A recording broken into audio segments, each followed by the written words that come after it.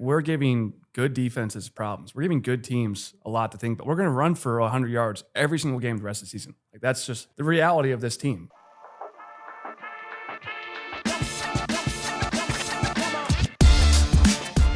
Welcome back to the ANF Podcast, where we cover Iowa sports. Today, we're going to do a recap of the Iowa versus Washington game, then move into a breakdown of Iowa versus Michigan State. So off the jump, we can go into Caleb Johnson's receiving touchdown. I think it's a great design by Lester. How they set it up was a 3-receiver set that they actually motioned to. We broke this down in the preview, but Washington runs a ton of man-to-man. What I really liked about the design, and I will probably see this again from Lester, was Caleb Johnson was used in a play-action set on that. So if you're thinking about it from the linebacker's perspective who has him in a man-to-man spot, it's common reaction if you get beat by a fake to stop your feet. So he sees the initial fake. He sees Caleb Johnson's coming away from him. So he's this play-side linebacker here that's manned up. As Caleb Johnson's moving away, he sees the ball not in Caleb Johnson's hands. He stops his feet just for a moment. And then Caleb Johnson continues on his route out that way. That subtle design of playing on the psychology of what a linebacker usually does at the action of a fake into then getting a step on him to the edge was just really subtle design, but it was a beautiful way it played out. And, you got your best player in space with 20 yards of space, and he walked into the end zone. The other thing that I want to point out at the beginning is also our first touchdown run. We're going to talk about the dominance of the O-line in this game, but the fact that you were able to go in an inside zone set with, some simple action where you had some, a tight end jetting out and another tight end, inserted inside, but an inside zone from 6 yards away, walking into the end zone, that really sets a tone for what you're going to see from the run game and just the level of care that Washington didn't show up with that day. So our fear going into this game was that Washington was going to be able to be really effective between the 20s. I think what they came out and did for the better part of the first half was execute, flawlessly in that space. They opened up the game with essentially a perfect cover 4 beater. So they ran out of a based out set where they had 2 wide receivers to both sides. Essentially was able to identify early as cover 4. It's first down and 10 on Iowa's first drive. You're likely going to cover 4 out right away. How they actually built to the screen didn't allow for the D tackles to realize that a screen was happening. They simply just doubled Black up to Higgins. So then, an interior screen like that, how Iowa plays defense, they're usually very, fundamental with, not letting guys get by them. If they feel any pressure, going in the opposite direction or anything weird, they will recognize that screen right away. They didn't have that opportunity here. Then they got Higgins isolated where he thought it was going to be something actually outside, and it came back inside of him where he actually got doubled by that interior double team block on the D tackle. From the jump, you had a Washington player with 20 yards of space in the opening play of the game. Mm-hmm. I think that set the tone for what they were going to be able to do when they had space to operate. Where they eventually fell short was where I actually really didn't anticipate it. I thought they would do a better job in the red zone, but a lot of penalties, a lot of mental mistakes led to those scenarios. And I think it really set the tone for how the game was going to play out.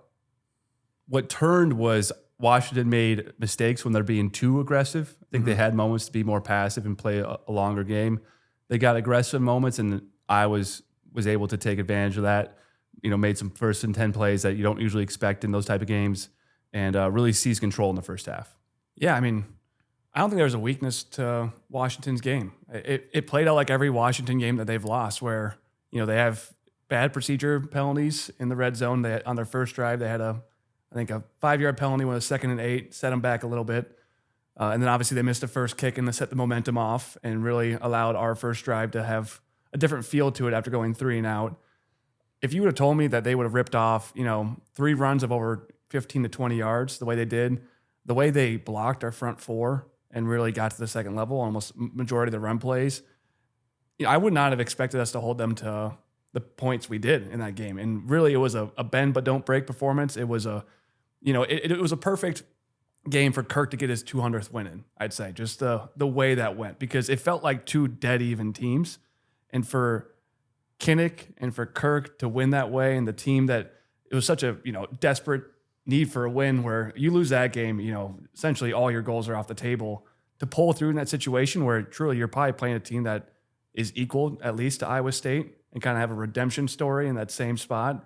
It was just a great win to have, exemplified Kirk's career, doing Kirk things, special teams, turnovers, being, opportunistic when you can. but also for the season, you look ahead now, you just feel like you have a very good opportunity to really get on a roll, and that just really set the tone for the season in the right direction. Yeah, I think the only thing I would push back on is that the Iowa O-line versus the Washington D-line was not even. And that's where this game really took its turn. If you go back and watch, it wasn't Iowa's first possession because they went 3 and out, but on their second possession when they kind of got into their book of tricks and Lester was really starting to slow them down, there comes a moment where they run a counter power on Washington's side of the field, and Colby catches a linebacker flush, and their outside corner just kind of sits. Mm-hmm. And you had this moment where you just saw Washington players starting to play around Iowa players. I think very early on, the Iowa offensive line came to the sideline and said, we're pushing these guys around, they're soft. And you can watch in those first 2 or 3 possessions, it's almost comical how it's just Iowa moving forward and Washington going around. And whenever you see that what essentially Iowa came out and ran for the rest of that game was inside zone with a backside cut. And all that means is that we can control between tight end to tight end, and you're not getting anywhere close to us. Yeah, there was some creative calls. Like Lester did have a good game plan, but it was surprising that we could run really generic stuff majority of the second half and like later in the second quarter and have just success against a top 25 defense metrically. The one play I did like, and I think the one that gets called out a lot, is that we-gen reverse, where it's just a condensed set on the left side and then a pitching action to, it looks like it's going to go to Caleb. Classic pin and pull concept. And once again, we brought this up with Lester's ability to have jet motion, reverses, jet sweeps, anything that kind of shuttles the opposite way looks super clean. And when that hit right away, I think we're both in the stands where it was like, that was pretty. Like right when it hit, it was pretty. And then the other aspect that you won't see on film or like on rewatch is the tight end having a backside cut block, which actually was a part of, like you mentioned, most of our plays in this game. But he's actually, it looks like it's influence block. So what this is, a D end is left free. He sees a tight end coming at him straight on. And actually the first time I saw this was Shanahan with RG3 his rookie year. And it's a scary influence block for this. I think Kaepernick ran it too with him. Yeah, I think it was probably Kaepernick was a little bit later. I think RG3 was Shanahan's first QB he ran this kind of read option look with. But it in a reverse play. So the tight end looks like he's going to kick out the D end, and the D end's bracing for impact. And then he actually runs around the D end, and they can reach the secondary defender. So just with one jet motion with the tight end, you can block the play side D end, slow his feet, and then also reach the play side linebacker. And that's, if you can block 2 guys with one motion, like that's high level football. And it's not just that like blocking setup, it's also just the way that hit was just, it came so clean, and so it really influenced Washington the rest of the game. They didn't feel comfortable playing downhill with their safeties, and I mean, they just played kind of scared after they got hit with some, kind of crazy stuff on their first drive or second drive. Yeah, that was my takeaway, was how slow the Washington secondary played and the lack of aggression that we actually saw out of them. I think what we've grown to anticipate from as an Iowa fan base is if we're having a successful run game and we can't throw the ball, we're just going to see 8-man fronts. It's been an interesting development where I think Lester, with his play calling ability, coupled with Caleb Johnson being an explosive running back that he is, you have to play in this 2 high safety look all the time. And what that defense saw at the start of that play was a reduced set, strong side, wide side of the field pitch motion. Everyone that's playing on the defensive side of the ball is expecting that, okay, I have all my pressure outside of that 3-man receiver base. I have to go, go, go. And the minute you see that reverse pivot from Cade, you think this is sweep. And the minute that gets turned and you're a step behind and you were in a passive set, you weren't even an aggressive set, and you can still give up a 10-yard run, that really just slows everyone down. It gives Iowa a chance to work its inside zone action, which again we saw for the entire game. Yeah, it was just we could run simplistic stuff after that because you showed something that was really scary, and it kind of intimidated the safeties to play slower the rest of the game. Well, even the quick looked like an end around into the inside zone with Moulton that we saw later in that drive. That was just another aspect. You watch the safeties on that; they can't see what's going on. They both play super slow to it. The play side linebacker dives out to the left to take the end around, and then it was almost a mock typical power where Colby pulled to D gap to kick out C, but then Ortwood doubled on the interior D tackle and actually hit an A gap. So it was a double counter where you see the play side linebacker take the end around and actually the other linebacker play like he's seeing power and then hit right in between them. And that type of influence is super high level. Yeah. You're getting the 2 linebackers on a simple inside zone to bail out. And that's where this Iowa offense in the run game is taking its next step, is you don't have safeties and linebackers confident in the gap they're playing. I think what we saw in the past years is guys just, leaning to where it's going to be going. Mm-hmm. And now that that's gone, you're letting the offensive line work its magic, and the guard play between, hopefully Steffens get healthy, and Colby has just been dominant as hell. So we have an extreme benefit with Steffens going out, and we'll get more of an update on Tuesday. We're recording this on Monday night, but I think we said after Iowa State, like, we have a good team here. We said after Minnesota, we have a good team here. And the aspects of Lester, Caleb, and this O-line, like, we're giving good defenses problems. We're giving good teams a lot to think, but we're going to run for 100 yards every single game the rest of the season. Like, that's just the reality of this team. It feels like 2020 where we hit that point against Minnesota where we're just outside zone was going for 8 a bunch. Like, I think Iowa fans understand that we have a run game that's going to be dominant against this remaining 6 games. And, I think Nebraska could stand on its head for a few drives. I think Wisconsin can, but the final scope of, like, when you're looking at these last 6 games with Caleb Johnson, with this O-line, and with Lester just creating enough games in the backfield, and Cade just having to make 3 or 4 throws a game, like, we're going to be putting up 24 points a game and running for 150 yards, kind of showing up. That's what it feels like right now, and it's a really exciting place to be. And it's a place where Iowa football hasn't been confidently in, probably twice in the last decade. And when Kirk does have these teams, truly anything's on the table other than when you're playing, in Ohio State. So we really are in a good spot to play these strong teams. There's some tough spots coming up, but we have a core Iowa team on offense that's right where we want to be. Well, I think you can be really patient with how you employ your offensive play calling. Now that you're going to be a second half team where you can really rely on this O-line eventually taking its toll, and then you can action your best player again. So that's whenever you can be a patient team within college football, that allows you to protect the ball. And if you're not going to have to, put the ball in Cade's hand and make him be the true playmaker on this team, you're going to be in a good spot. We saw him be really effective in, his limited moments. He obviously missed a throw at the end of the half that everyone maligned, but that 3rd and 10 over the middle throw to Anderson was really solid. Obviously, the touchdown pass wasn't necessarily that a great throw, but it was just more that the rhythm it happened and where he got to his back. You can see him get to that last hop, put his foot in the ground, hop forward, and deliver one over the middle. And you're starting to see some rhythm and confidence develop there. And when you're not going to really play that many high-level defenses left in the schedule, where a lot of these O-lines a lot of these defenses are going to be really impacted by our O-line, where play actions become a really large piece of how we attack, especially down the field. And if we ever see teams start to turn that key where they get more aggressive and they start to load the box, you're going to need to have a QB who can make big time throws. And he's starting to at least show he has not 20 to 25 throws a game, but maybe 10 to 15, and that's going to be something that you can at least be competitive in this next. It's just gotta be effective. Yeah, and I think that's what Kirk knows. And it was interesting to watch Kirk and Cade interact after the missed throw. It was watching from our seats, and you could see Cade kind of come over and drop his head, and Kirk kind of gave him a pat on the butt and it's like, "You're good. Like, you'll hit it next time." And he just kind of understands like what he needs from Cade. It just run the offense, get us in the right place, be effective when you can, but continue to have confidence and be a leader on this team. And I think Anderson developing is a really important aspect because he was definitely Cade's favorite target early in 2023. And he still has got the best wiggle and route running I think we've seen. And honestly, it was funny to see him run the exact same Caleb Brown route that we saw against Minnesota, where Brown just took 2 extra steps and he broke it off earlier, made the play, and Cade him in stride. And it was a huge 3rd and 10 conversion in a 10-point game. And then the end of that was like what Cade is. We've always, really enjoyed about Cade is Cade's a football player at heart.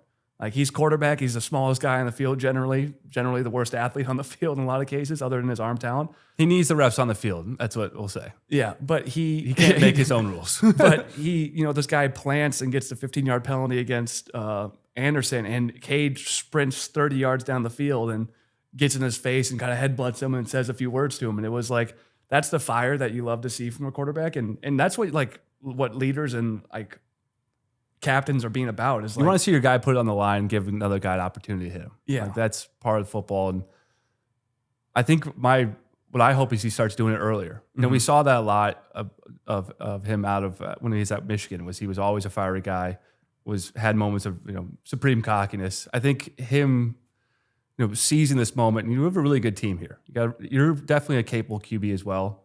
Like if you can go out and have a little more swagger to your play, not doubt yourself so much. I understand it's going to take some while for him to get it back, but you saw after that moment how relaxed he seemed. And I think a lot of competitors say, the best I play is after I talk a little bit of shit. Yeah. And I think that's what Reggie Miller used to say. He's like, I don't talk shit to, get in your head. I talk shit to get myself going. So maybe just start the game with a little moment like that and, let the darkness in the room.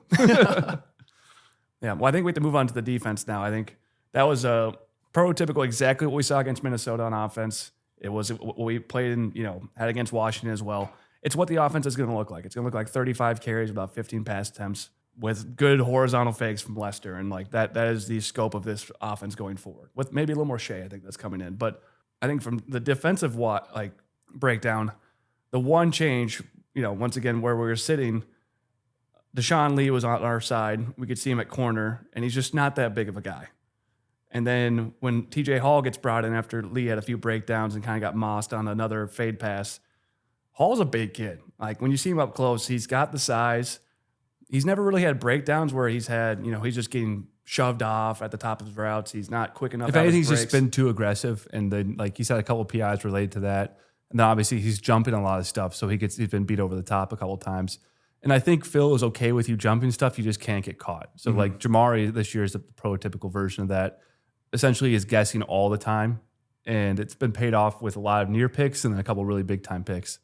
But with Hall, I think the reason you have to stick with him is because that fade pass to the 6 or 7 yard line now goes away. And what I've seen from this defense, if you can take that throw away by just playing two larger corners, even if Hall has larger plays give up in between, I think what you just need to continue to teach with him is to be more passive. Allow the 15 to 20 yard pass to be complete against you. That's not a big deal. That's keeping you on the field.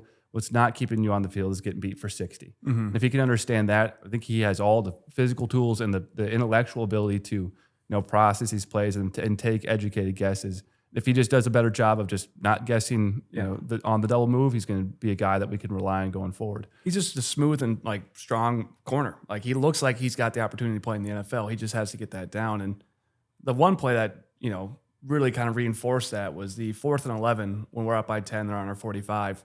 They shuttle in on a half motion, Jeremiah Hunter to get leverage. So he's on the left far hash, left sideline, comes into the left hash, and now he has the entire field to work with. Obviously, I'm coming into the slot to get to an out route at 12 yards, and it's a one-on-one with him and Hall. And Hall takes the hit at the top of the route, doesn't get moved at all, and instantly breaks under the route with speed and strength, and should have picked it. And honestly, his ball skill is probably what we need to have improve the most right now. At the same play kind of against Higgins and against Iowa State, but that type of play is not made in college football. Usually, that guy is bounced off, slow to it, then has to come wrap up late. He's running the route. He doesn't ever get bounced. He's got the physical traits to play it. We have to just Phil knows this too, but you got to play him through all that because he has the opportunity to be a second or third rounder, at the end of his career. Yeah, and that technique is a very old Phil technique. You saw it in 2015 against Iowa State. Desmond King with the late pick to seal the game employs that same one where you have cover 2 high man over the top. Everyone knows it's going to be a 10-yard out. You obviously have inside leverage. That's where they're making a safe play by going there. It's like the educated guess, essentially, from a wide receiver QB perspective. But if you collision it correctly and you can get your eyes back, you can be quicker to the ball because now both of you are even speed and you can undercut it. We saw Castro do a very similar thing against Ohio State. Jamari in his pick had the exact same technique. Right. It's I think they've really honed it even more. It seems to be utilized a lot this year where you'll see that massive collision. And with that protection over the top, they can really take a guess on the short side of the field. And Jamari's rep of it is going to be why he gets drafted in the top 4 rounds in the NFL. He might not run exceptionally well, and I don't really know where he's going to run. It's difficult to kind of place him because he seems to be maybe on the slower side of corners. He'll lighten up for the But yeah, he'll probably end up dropping 10 pounds and run a 4.4. Yeah. If he runs anywhere in the 4.4s, he's going to be drafted incredibly high with how he's reading the game right now. And then obviously he's been a really good tackler outside of this last game. But well, even I would say we've actually been burned on that twice too. Almost identical. It's a Castro. The Castro Noel out route that ended essentially put them in field goal position was the same exact coverage, but you're running from it the slot so your safety doesn't have the ability to go over the top as easily, and he got beat on double move. And then the Jeremiah Hunter touchdown against Ohio State, Jamari sat down too. He goes, I have 2 high safeties. I'll sit on this at the sticks. Jeremiah Smith. Yeah, Jeremiah Smith, where I'm going to sit on the sticks on this, and then Schulte head over the top. But then, I think that the greatest that, receiver in yeah. college football history hit the double move. And I think that is broke up Schulte's coverage. I think it almost operates on that 3rd and long. I think they're almost operating like it's a Tampa 2. it is. Where they have, we're waiting for the break at the sticks. You guys got anything that goes over the top. Yeah. Which is, Phil is just constantly innovating. He runs a different style of defense every year. Each one of it has this new twist on it. Mm-hmm. It's such a fun thing to break down Phil Parker's defense. Yeah. I think the next thing to talk about on defense is Defensive ends. 100%. Yeah. If you got a bit on that. Yeah, the pass rush finally showed up. And I think with teams that are going to be, there's a lot of teams within college football that are predominantly pass-based, and you really need to disrupt their timing, especially on 2nd down and 3rd. The interior pass rush does a great job of disrupting essentially anything a team wants to do in the passing game. You get action right in front of the QB's face. You can see it coming. It happens a lot faster in DM play if it's a clean beat. And then if you can get a 300-pound D tackle to the QB, that's also a win as well. Yeah. Brian Allen and Max L have been incredible. Mm-hmm. They are really coming into their own. You see Llewellyn continue to use that spin move at a really high rate.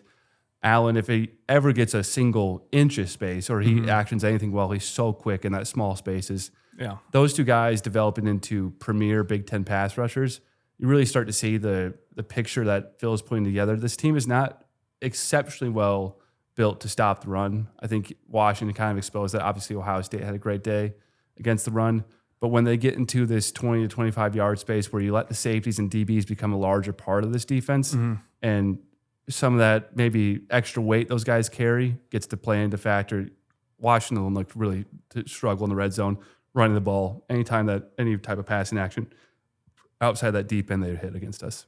I think we're going to look back at Llewellyn and Brian Allen as, it'll be funny that they'll be our backup DNs this year. It seems like it's kind of been a Chauncey Golston and AJ Epineza year, where it was mind-blowing when you look back at that they were backup DNs in 2018, and that's what this kind of is forming too, that when you put both these guys on the field with Herkett and Craig together, just really 4 dynamic pass rushers that you can put in any situation that goes beyond 3rd and 4. We also made an adjustment taking Kyle Fisher off the field. I think his performance against Ohio State, where he was clearly getting isolated a lot, and then early in this game, they ran a mesh concept with the tight end. They picked him, and they picked up a 3rd and 5 on their first drive against Fisher. And we countered with putting Lutmer on the field. So now we're actually moving to a dime package where we're actually adding an additional safety rather than running Fisher on and taking Jackson off. And it's a really light set now. It's a really quick, if you're putting 4 DNs on your 4 D linemen and now adding Lutmer instead of Fisher, I like it. It covered really well. Lutmer was obviously our number 1 recruit in our 2023 class. We've loved him for a long time. We think he's a really good player. But we're really lightening up that unit. And against Washington, it makes sense because they're going to run 11 personnel and chuck the ball around. It'll be interesting if we keep that set against Michigan State and other teams, because one OC on film watch, they're going to go, man, they got a lot of DBs and no D tackles on the field. Why don't we start running against this on 3rd and 4, 3rd and 6? And yeah, I especially think that's if you're what starting to see the twist with that. I still believe in those 4 D linemen and Higgins too. I think that would be even a gift is to run into those 4 guys and let Higgins make a play behind him.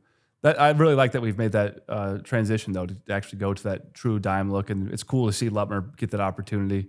You almost think about him moving out to corner next year. If they're giving you an opportunity to play in the slot, they must believe in your speed, going 8 different directions, and you're putting yourself in the middle of the field. Exactly.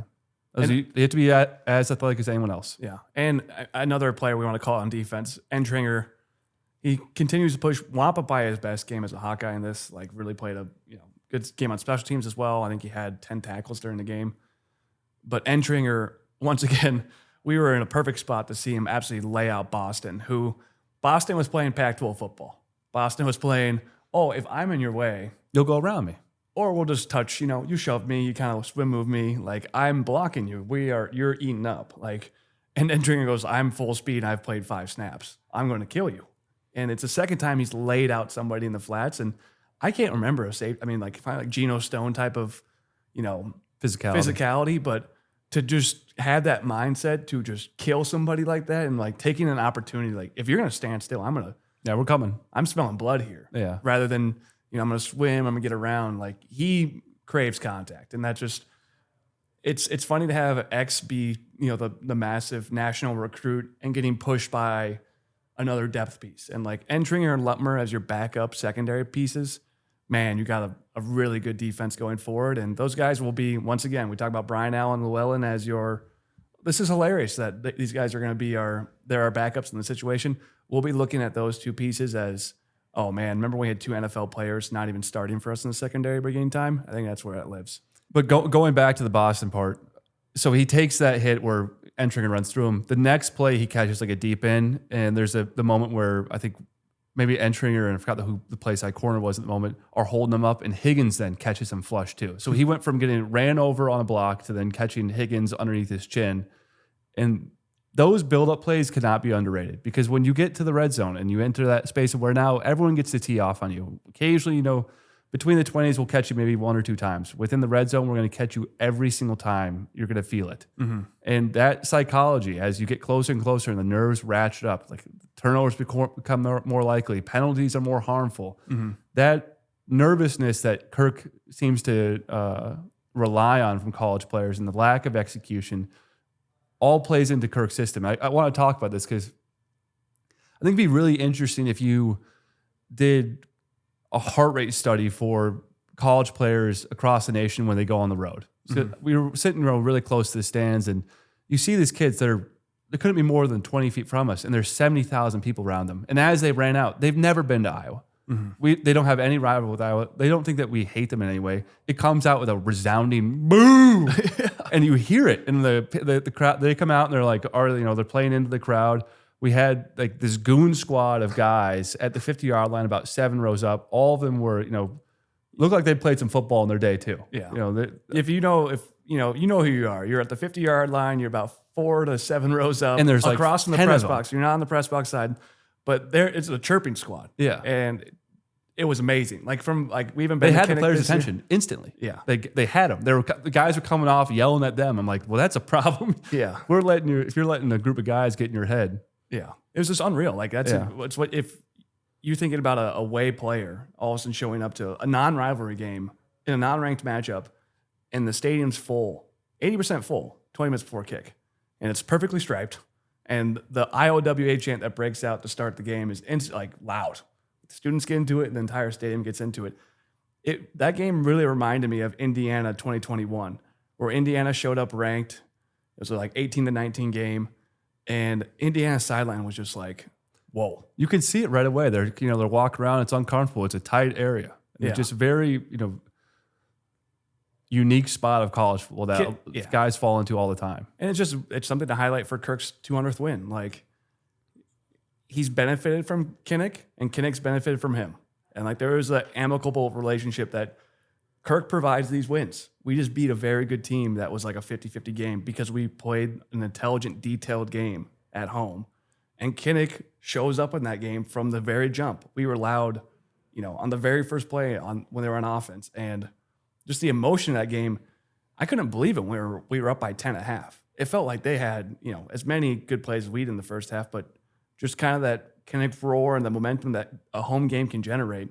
That's what separates a team that's 51-49 better than somebody. And it played out to be a huge, 23-point win when the teams were pretty close. Yeah, exactly. Well, time to move on to Michigan State. Yep.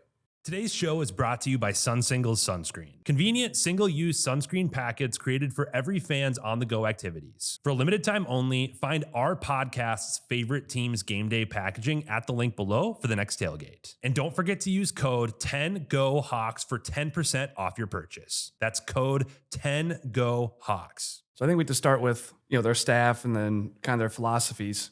So this is Jonathan Smith from Oregon State. He brought over the same OC he had at Oregon State, but he brought in Rossi on defense. I think that's where we should start. Yeah, Rossi's obviously very familiar with Iowa. He was the head coach, the D coordinator at Minnesota for, I want to say, 6 years? Since I think PJ fired his DC in 2018. 2018, so I guess only 5. Yeah. But the book on Rossi is that he's not, I want to say, predictable is not the right word for him, but he's very formulaic in how he approaches calling the game. On first and second down, you're going to see a lot of passive coverage. He likes to sit in too high. Occasionally, you'll see some front side blitzes if he's starting to smell a successful run game. But mostly, he's going to sit out in too high and force you to execute in the passing game and likely try and free up a lot of his safeties to play pretty fast. And I think when his defense is playing the best, he has solid DN play that he can rely on to corral the run, hold guys up, and let his players fill. And then also having two real tacklers at safety where you're going to play a too high safety look. A lot of what's going to come down to whether your defense is successful is how well those guys fill and tackle. I think what he lacks off the jump is those two positions. His safety plays, they're not as big as he'd probably like them. They're not as aggressive as he'd probably like them. Outside that at corner, you go a 170-pounder and a 181-pounder. What Phil Lester's done an incredible job of is isolating those guys, essentially pretending like they don't exist within the run scheme and saying, hey, do you want to come off the edge fast and tackle Caleb Johnson, or are you going to sit back and say, I'm going to play contained? Yeah. And all that played in where you have this, you can talk about their DNs where they have 240-pound DN. I think you're going to see Iowa be very patient in how they attack this defense. It's going to be a lot of what we saw against Washington. A ton of zone. I think we'd probably see more outside zone this game because of the forefront. Yeah. But I think Iowa's going to have a ton of success staying on schedule, wearing this defense down, and then eventually actioning potentially some explosive play action plays. Yeah, I think it's a defense that you're not blown away with personnel-wise, but you're also not – there's still bodies on this defense. I think Jordan Turner is probably my favorite player to watch and I think the most talented guy. Number 7, their linebacker. But like you mentioned, it's just not a Rossi defense yet. He's got his 4-2-5 scheme that can roll down to a 4-3 and add bodies to the box, but it just doesn't have the pieces it needs yet. The linebackers aren't good enough run stoppers and taking on blocks. The D-tackle play isn't there yet. The DNs are kind of mishmash of bodies. Number 2 is, like you mentioned, it's a 240-pound, 6'4" DN. Generally, Rossi doesn't want that guy there unless it's Boye Mafe and like a really dynamic pass rusher. He wants more of a 270-pound DN that can hold up. Well, the fact that we can isolate Lachey on a 240-pound DN is going to free up everyone. Right. And then they also play oversized DNs where you're playing like, I think it was 88 out there one time, and he looked like a damn D tackle coming off I think like a pin and pull concept against him, and he could have made a play in the Oregon game, but he looked like he was like damn near 290. It looked like, or a big 280. And another thing you mentioned is their tackling safeties. Rossi had Tyler Nubin and Antoine Winfield, where he could just stick these guys in the middle of the field and play a lot of cover 1 and cover 3 match and allow these guys to fill and kind of dictate the defense. He doesn't have that Nubin or Winfield. So when you're playing too high and allowing these guys to play a lot and kind of be the dictators of like how this game is going to go by filling at 2 yards, or those guys could hit you at 1 or 2 yards, or also just being intelligent enough to not get beat deep. I just don't think he's going to feel very confident in this game. He still is a very intelligent guy where on third down he gets creative. He wants to get into a 3-man rush situation where he can drop 8 and play, a creative blitzing concept or a weird zone where he's dropping like a center D tackle or a weird D end. But I don't know if he's going to get into a lot of 3rd and longs or 3rd and 4s even. And if he's not living in those kind of 3rd and longs where he can get creative, and I think that's where Iowa's going to put a lot of teams this year, where we're going to be on time on 1st and 2nd down. Not only on time, but giving you, a thought of us going for 60 on you. Right. Or we're getting enough push inside, and we're getting Caleb to a 1-on-1 or maybe a 2-on-1. And we're probably and you at least have to think about continuing to play this passive set against us. Right. And we're probably underselling Michigan State's defensive capabilities a little bit because we just watched them against Oregon and Ohio State where they lost dramatically up front. And they did play pretty well against Maryland and Boston College up front, but not to the level that I would say this is a good front 7. I think Holiday he's definitely an overrated guy just because he's got an interesting look to him. Just the no gloves look is just kind of weird to see at linebacker, but he's taking bad angles a lot. I see Holiday trailed. He seems to kind of shorten his angle to like 2 yards out, and he's chasing the play a lot. He's not a really physical guy at the point of attack as well. I mentioned I saw Turner make an incredible play. I think watching him against us when he's on Wisconsin last year, he's a real linebacker. He had a play against the Boston College quarterback where he wrapped the Boston College quarterback scrambled all the way to the sideline, scrambled back, and Turner dove 2 yards and ankle picked him. Like, it was a freaky play. I think Turner's the one guy in this defense for Rossi where he's like, that's who I'm looking for. That's who I want, like my front 7 and my deep safeties.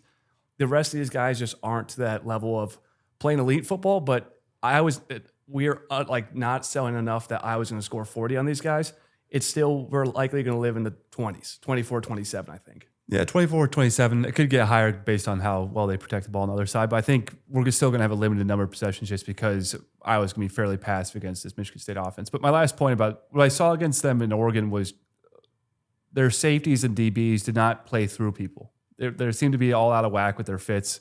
If you're going to get blocked up front and you're going to play these light boxes where we're going to have man advantages, where occasionally we're going to get everyone blocked. And you have to feel correctly. And if you have a blocker for you, you have to actually play through them. That seemed like something they didn't want to do. I think we've seen that from Minnesota secondary, Washington secondary. When you have these guys who are back there that just hesitate enough, that's where we see long Caleb Johnson runs. And not only long Caleb Johnson runs, but just effective 7-8 yard runs. If you aren't going to play fast and physical against this run game, they're going to have a really hard time stopping it. And that is really what Rossi is. He has a Phil Parker sense to him where he does try to simplify stuff on first and second down to have these guys play correctly and play fast. And you're just not seeing them play to that speed yet. They're going to get there at some point under Rossi. He's going to have a top 25 unit for Michigan State. There is no doubt. But this is just a first-year program defense where they have individual moments of excellence. There's certain bodies that can make plays at certain times, but the cohesive unit of it isn't playing at a high level. So I do expect Iowa to run for 150 yards in this game. I do expect Caleb Johnson to have a pretty big game. And the passing game for Iowa is kind of the question mark. That's where if Cade can go on the road in a big environment, in a night game and play well, that's where this game can, be more comfortably won. I'm not so sure that can happen just because it's going to be a loud crowd. They do rush the passer pretty decently well, but I think the flow of this game is going to feel very similar to the game against Minnesota where, we take our time getting into our action. But I think the second half is where the run game can take over. Exactly. That's what I think too. Breaking into their offense, on paper and in moments, they've been, really effective, really explosive. From a receiver's perspective, Marsh is a really high-end player. Glover's got talent. He can go over the top on you. Aiden Childs, about 50% of his plays, he looks like he could be a first-round draft pick, has real arm talent to him, can make all the throws at 20 to 25 yards, has the deep ball at 40 yards, is athletic enough to beat you, in a one-on-one outside the numbers. Where he falls short is his accuracy and decision-making and then also ball security. That's where this game is really going to be decided. Has he figured out how to protect the ball? Are they going to be able to protect him, when he passes the ball? Are they going to give him easy reads, something underneath? And then where is their running game at against this defensive front line for Iowa? Yeah, I think I see the same thing. I see an offense that's getting there. Like they do have the skill talent. I think Vellian is a really good tight end. Shows really good fluidity. I think he's going to play in the league one day. They've established Lynch Adams as their secondary running back who's kind of almost overtaken Carter. And, having a 1-2 punch like that's very valuable in a game like this. Where I think where Jonathan Smith should go and where the offensive coordinator should go as well is just kind of taking the ball out of Child's hands more and play more of a Matt Rule type of game where you're throwing the ball almost like Iowa, like 15 times a game in play action sets. You're running Childs as much as you can as well, probably hopefully 8 carries a game. Because he's really dynamic in quarterback reads and quarterback draws, especially around the goal line. They're going to use him a bunch and third and short as well. But they just haven't put it all together because I think they're giving Childs too much. They're trying to, turn him into maybe, a good decision at some point. But when a guy he's had a negative to turnover or touchdown to interception ratio, he fumbles the ball a bunch. It's just Adrian Martinez all over again. And Michigan State fans are probably in the same process that Nebraska fans were when Martinez was a freshman. Well, he's young. He'll learn that, get out of it. But that type of quick decision-making and I think the carelessness with the ball and truly Childs is I'd say the least inaccurate quarterback in the country at times. I've never seen a guy miss by... Most inaccurate. Yeah, most inaccurate quarterback at times. There's quarterbacks that can have 58% completion percentage and have bad accuracy. Childs misses by yards, 3 or 4 yards. He'll sail one, he'll leave one completely off the hash, and there's just moments where he just, misses really bad. I think you're right. I think it might be the most inaccurate QB I've ever seen on film. He'll like you said, he'll have deep balls that miss by 4 or 5 yards outside of an intended target, and you just don't see that at the high level D1 football. Yeah, but then he'll rope. He had to throw against Ohio State where he was right hash and he threw it 25 yards downfield to the left sideline. So that's like a 60-yard throw, 50-yard throw. And he roped it. And so if you would just, like you said, if you cut up his top 50% of his plays and gave it to an NFL guy and they said, this guy's 18 years old, they'd be like, this is a future first rounder. It's just the other 50% when he runs in the middle of the line with 10 bodies around him with the ball holding him straight. Yeah, he's got like right here in his forearm. And he's just like going in like the Oregon first and goal run with like on the 2-yard line where he's just running at the D tackle. It's a boneheaded decision. Yeah, he just makes boneheaded plays. You have to protect him from himself. And I think that's probably going to play out in Iowa's favor because of the amount of times we're going to make him, roll the dice. When you play a bend don't break defense, you're not going to get that 60-yard play. Hopefully, we've seen it happen a couple times against Iowa, but you're not going to get that 60-yard play consistently if we make Childs throw into a couple hard windows. You saw Rodgers hit a couple windows that were crazy around the red zone. I feel very good about Childs had to make those similar throws, and then Iowa getting those picks. So that's where I really see the game playing out. I don't think their run game is going to be interesting because we've seen their offensive line have moments. Like they have some real talent on the O-line.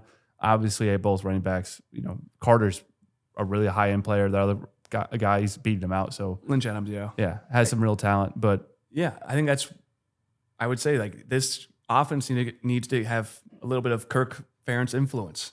Like they just came off a bye week, and if you just reevaluate like what you're looking at, you have good receiver talent, but your quarterback's too inaccurate to throw the ball more than 20 times. Cut that down to 15 to 18 throws a game. Run him a bunch and run behind this like pretty solid offensive line that's moved to, BC and Maryland pretty well, and just don't do harm. Like this has enough pieces in the skill department in terms of their tight ends, receivers, and running backs that you can score 24 points, 21 points with that much talent. Just don't give the other team 14 points just based off your decision making. They run a very generic pro style, which is luckily for Iowa what they've played for the last 4 years in camp. And you've seen that now for 16 weeks for a lot of these DNs and linebackers and safeties. Being able to diagnose when a boot action is coming, seeing a lot of outside zone as your basic jab. I think Iowa's defense is going to be very comfortable playing against this system. I don't think they're going to have a lot of open players when their undercuts and their 10-yard drags. I think Iowa's going to know how to defend that fairly well. It's how they got on the field was defend that pass well. So with that familiarity, it's going to be interesting how well they can stay on schedule. I think how they really hurt Iowa is with the Childs run. Yep. We've said this now for 2 years straight. When teams utilize the QB read effectively, we don't account for it usually with our typical base set. If we do roll, it's usually one of our corners on your QB or potentially a safety. Childs still is athletic enough to beat those guys in one-on-one scenarios if it's set up well enough. I think they're going to have moderate success there. And I think where they stay in this game is if Childs is a really effective guy in the runner, especially even in the boot game. When you get him on the edge, you have to account for him. Someone has to come tackle him eventually if he can get on the edge. With that numbers game of, your typical flood, I think they're going to be able to, play first level, second level, third level. Yeah, I do expect their first drive to, having a night game at home to be a really good scripted drive, understanding that going up 7-0 in this game is how they win. They need to take a lead early with our run game and our defense and the way Phil learns you. I think they're going to use Childs in a lot of boot actions. I think, like you mentioned, QB draws, QB reads are going to be a big focus of the first drive. And then just isolating some of their big play receivers. I think they do have, 3 or 4 guys that can make a play in this game. You mentioned Glover. Marsh is a really talented freshman they like. And I can't think of number 3's name right now, but another guy who's been in the program for a long time and, a really solid player. He's not going to scare the crap out of you, but he's another good receiver. And then you mix Velling over the middle of the field. They're going to be able to move the ball in this game in points. They're going to be able to get to 16 to 13 points by this personnel skill talent. It depends how Iowa can adjust to that and how well the defensive line holds up. And if you're going to, have a concern for Iowa's defense is just how does our run defense hold up late in this game if it's a one-possession game? Because Michigan State has shown the ability to run the ball. And you get a home environment where they're coming off a bye and feeling fresh and needing to win. That's where this game comes down to. And then maybe is Child's legs too much? Is it getting him in space over and over? Yeah, if you do roll to him, which I think in any pressure scenario where what you're talking about, where we go down late or we have to get a stop late, if you're going to roll to him and start sending blitzes, even when you do have him corralled, can he get around you? You know, in the boot game, within the QB read game. I think that's where if they're going to take that leap and win this game, it's going to be through his legs. It's still going to be a really interesting playout. Like they have a ton of skill. I think where they've fallen short is just execution, and that's not a surprise in first year program with a first year starting QB, and hopefully where Iowa can rely, on surviving to the second half and action stuff in the second half is being the more experienced team, not overreacting in the moment, staying calm. Even when they have those opening drives, the first 2 or 3 possessions, just learning from them, taking that information back and then figuring out how to attack it going forward. Yeah, just don't put yourself in a hole early in this game. I feel like the longer this game goes on, you're telling me a guy who has 8 interceptions already, has put the ball on the ground and fumbled a bunch. Now he's playing the number 2 defense in the country who leads the country in interceptions the last 10 years and is prone to forcing turnovers. It feels a bit like Tagovailoa in Maryland, 2021. You're having a guy who's very reckless with the ball with a defense who loves to get turnovers. I'd set the over-under on his turnovers at probably 1.5, and I'd feel pretty confident betting the over as long as the game stays close and he has to be aggressive. He sails the ball too much. He misses, he's on the wrong page with his receivers too often. Generally, when you play a good defense, that tough stuff is maximized because you're not on time, you're not on 3rd and 4 a lot, 3rd and 2 a lot. So I view it as a situation where the guy that has to get right in the worst situation possible. And I think that's where this game lives is our offense will have success. We will get the 24 points, I assume, with a good running game. And I think he throws us 2, or at least throws us 1 and fumbles another. Yeah, should we get into predictions? Yeah. The ANF Podcast is sponsored by Eye Surgeons Associates, proudly serving Eastern Iowa and Western Illinois for all your eye care needs for over 40 years. So I'll go 27-20 Iowa. I think that we're going to actually have a fairly successful day on the ground again.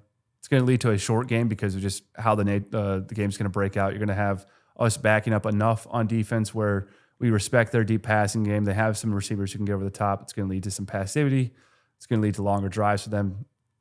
I also think that they are successful enough in the red zone. I think adding that QB run to the game, it always impacts how this Iowa defense plays. I think we're not used to having to play that dynamic athlete, and he's going to be skilled enough to score touchdowns, and especially in a home environment where he's going to feel comfortable. Yeah. Where I think the game turns is us being able to control the clock late. I think you're going to have this interior offensive line dominate their D-line. It's going to be what we've seen essentially out of every other game besides Ohio State, where the interior line plays a wire-to-wire act. And I think we've learned that's where we need to lean on this team. So I'll go 27-21, but I think Michigan State gets a late score to make it closer than it is. 27-20 or? Yeah, 27-20. Okay. I'm going to go similar score, 24-16. I think Kirk he just got his 200th win we've mentioned. He has a team he wants. He's got run game. He's got a good defense. He's got a quarterback that's not making mistakes. He's playing a first-year program.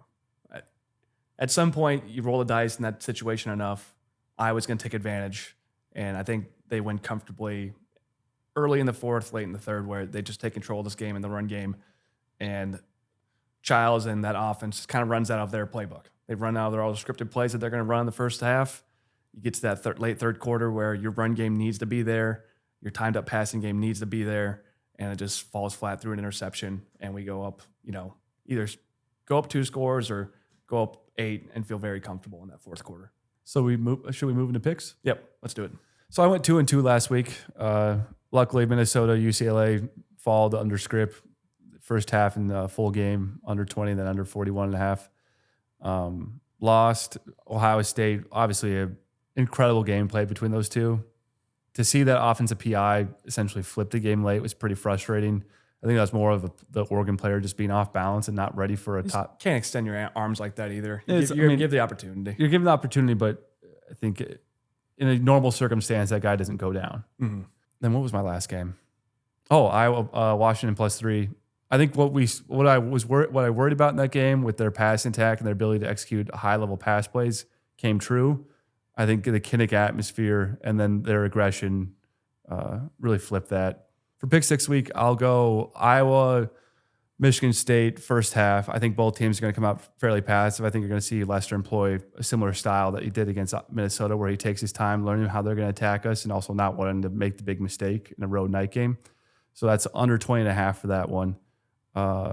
Wisconsin and Northwestern play this weekend. I think that's going to go under. I'm going to take under 20.5 in that one for the halftime under. And then I'll take USC -7 against Maryland. I think USC is a far better team than that Maryland squad is. USC has a real defense that's starting to play pretty well, and they're trying to score points. And if we're going to hope for a 2-score win on the road, betting on a team that's going to throw into the very end is a good place to be. Yeah.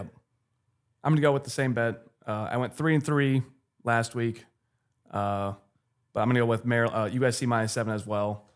I think there'll be some bettors that have been tracking the 2 time zone change and being going, like USC has to go across the country in this situation. You actually want Maryland. I see 2 3-3 teams and one's a 7-point favorite on the road. I think that's wanting you to bet Maryland very badly.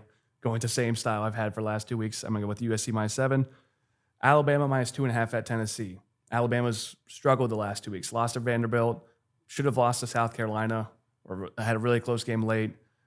I think this is a get-right point where they get to wake up again. They get to have the pressure off them. They have to go into a Neyland Stadium in a huge environment, and it's a must situation for the playoff for them. I think they play loose and free, and all that talent that we saw against Wisconsin and Georgia, comes to fruition again. I'm going to go UCLA, Rutgers under. Both those teams can stop the run. Both those, that's another one I wanted. I just really like that spot for Rutgers. They want to have Monangai go for 150. UCLA's got actually a really quietly good run defense. They shut down Minnesota worse than even we did. It's going to be a weird environment as well. UCLA's 1-5. Rutgers is going to have a home crowd because it's like kind of building up to that program again, but they can't really get up for a team that's 1-5. So I think it's a sleepy environment possibly. It was kind of a weird game. I see the under, and Shiano playing a really close game to his vest and trying to win that by 4 or 3. Yeah, I'll just take the first half. I'm going to go back. I like the first half under the theme just because in these really low scoring games, you get untold amounts of passivity in those moments. Yeah. And then give me Utah -7 versus TCU. Cam Rising's now shutting it down for the season. They go back to Wilson at QB. I think Utah is still a very complete team. They just were whacked out at QB against Arizona State. Nearly won the game. Arizona State's actually putting together a pretty good season. Look like a good offense. I think Utah's going to I think they're 4-2 and they're playing a 3-3 TCU game and they're favored by 7. That looks like they're going to win by 21. And I think TCU is really bad. So that's my 4 picks for the game or for this week. Shout out to Braden Vassy. He came and said hi to us before the game. We shot out our tickets where we're going to sit, and he was nice enough to come and introduce himself. And it's always great to meet fans. And also Craig sat 2 rows behind us, introduced himself at halftime. Starting this podcast 2 years ago, I thought we'd never have fans introduce themselves to us at games or listeners. So that's just been an awesome experience. Hawkeye fans are the best, and our listeners really just are kind to us and say nice things when we meet them, and we've really enjoyed that experience. So yeah, if you do see us, if you do see us out, don't be afraid to come up and say hi to us. We'll be cordial. Yeah, we'll be cordial. We'll probably not know how to interact with it. It doesn't happen to us. We'll be awkward. We'll be awkward. We'll say thank you, and that'll be about it. But keep doing that, and we really enjoy building out this community. So thank you. As we mentioned in our past podcast, we launched our Patreon page. That link will be in the description. We've also launched a Discord page that you can connect and link to your Patreon. This will allow you to interact with us on game day and post game. The Patreon's main focus will be to discuss topics kind of around the Iowa program and to give you guys kind of double the content that you've been asking for. It's going to focus more on recruiting, more on program development. And on today's episode, we're going to actually talk about the decommitment of the Iowa commit that flipped to Notre Dame, as well as talk about the O-line room holistically. What incoming recruits have we had for the last 5 years that you haven't seen yet? Essentially, all those guys on the 2 and 3 line of the depth chart. We'll go into detail of what we think about them and where this O-line sits and where it needs to be taken to in the NIL era, what positions we need to bring in, as well as how do you kind of compete against teams that keep on flipping your best O-line recruits. So I think that's what our discussion point will be for this episode. Also, we are looking to name our community, listeners of ANF. It could be the farmers. It could be ANF fanatics. We're looking for anything that describes all of our listeners and us and how we can interact and kind of discuss going forward, maybe future merch as well. So if you have any ideas, leave them in the comment section of this video or our Patreon. And then we'll list them off, and hopefully at the start of next episode, we can have a new community name for all of our listeners. Yeah, we can all vote on it together. Yeah. To give you a quick preview of what you're going to see on our Patreon page, we're going to actually release 3 minutes of our Patreon. We're going to be doing this going forward for the rest of our videos, and just going to give you a quick lens into the topics we're going to discuss, and then also our hope that we have some listener-led conversations going forward. So thank you. Awesome. Go Hawks. Go Hawks. All right, now we're going to bump over to the Patreon. As we mentioned before, we're going to talk about the 2 most recent recruits at QB, Jimmy Sullivan and Cash Herrera. Jimmy's more like the past in terms of it was still Brian's idea of how to recruit these guys, but it's probably the best version of what Brian had envisioned. Cash is definitely more of Ken O'Keefe plus now Lester's version of the QB room, and they both differ, but they also are probably the 2 best recruits we've got at the QB position in a long time, and definitely I think going back to 7 years prior to both of them, it was a really bad room, which we'll break down. And then we'll also get into the Caleb Brown transfer, massive loss in the receiver room. What does that mean and why do we think he transferred?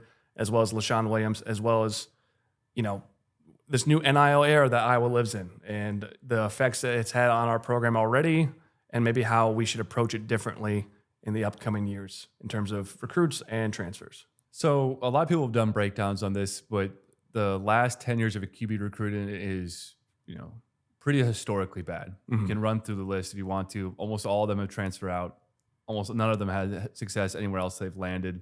Most of them haven't had many Power 5 offers. If you could mark anything within the Iowa program that needs to change, if we're going to, elevate the program under Lester and going forward, it's going to have to happen through QB recruiting and wide receiver recruiting. So without further ado, let's discuss the 2 latest recruits. I think what I'll say about Jimmy Sullivan off the start is probably the premier athlete you've had at the position recruited. His arm talent, who would it be more? I think Razar and Marco are relatively close. It's just that he's the full scope of it. Right? So athletic-wise, he's probably equal to them, but he actually can throw. Yeah. That's the difference. Yeah, we broke down both of those guys on the Patreon or on the podcast prior. Razar and Marco, we both called for position changes from Razar, receiver, Marco, maybe the linebacker or safety. Both of them just don't show every throw that you needed in college football. I think Sullivan, although he has a tendency to load, I think if I had to break down any part of his motion that I don't enjoy, is you'll see him kind of hitch back and everything occurs at this 15-degree angle when he's launching the ball. I think that's, we talk about, perfecting a style. He's going to have to work on that. His arm talent, though, is actually pretty high level as those too. If you've seen, I think who I'd compare him to for arm talent is Padilla. Mm-hmm. Padilla didn't, blow you away with his arm talent, but he certainly had every throw that you needed there. It was just more that his lack of size and athleticism was the issue. You combine all 3 of those together, and that's why he fell short as an Iowa QB. But when you see Sullivan stripe a ball to the side of, to the hashes, throw the deep ball at 45 to 50 yards, that all seems to be at play. And then you combine real straight line speed, where if you're going to isolate him in a QB read, you're going to feel very comfortable about him outrunning linebackers and D ends. He's not to the point where he's going to, house something from 70 out. He's not faster than safeties and corners at this level. But when it comes to getting easy yards and that boot action that Lester likes to run, he's going to have that added run dimension where he can extend plays and make plays within the boot game. Mm-hmm. What's going on, ANF listeners? You have never seen me before, but you've probably heard my voice if you've listened to any of our episodes because I've done the ad reads for all of the sponsors. But I am producer Nate, and I've been the producer of the podcast since we started. I've known Kyle and Connor since we were freshmen in college. I lived across the hall from Kyle in our freshman year dorms, and we've been friends ever since. So the reason that I'm chiming in is because there's a topic that we wanted to bring up on the podcast, but we forgot, and the guys have already left. And that's in regards to Patreon and some changes on iOS. So basically the gist here is that Apple is going to be cracking down on how other companies are processing purchases through apps that are purchased or downloaded through the App Store. And in this case, Patreon. Apple is requiring companies like Patreon to utilize their in-app purchasing system, which does make purchasing on the app easier. However, it is going to come at the cost of an additional 30% upcharge that goes to Apple. And the side effect of this is that either patrons are going to pay more for the same membership, or creators are going to make less from the same membership. This is going into effect in November, and the good news is that it's only going to affect new memberships. So if you are already a member of the Patreon, this shouldn't affect you at all. But after this goes into effect in November, this will affect all new memberships. So if you are somebody that is considering joining the Patreon, Kyle, Connor, and I would highly recommend that you do so through desktop, because if you go through desktop on patreon.com, this will not affect you whatsoever. And it's a one-time thing for as long as you keep your membership. This will ensure that you guys don't get charged any more than you need to be. And it will make sure that we can put as much of that money back into the podcast as possible. So minor thing, but just wanted to bring it up, and we'll try and do another reminder before this goes into effect. Thank you so much for listening to me and the random stranger that took over the podcast here for a minute. Go Hawks.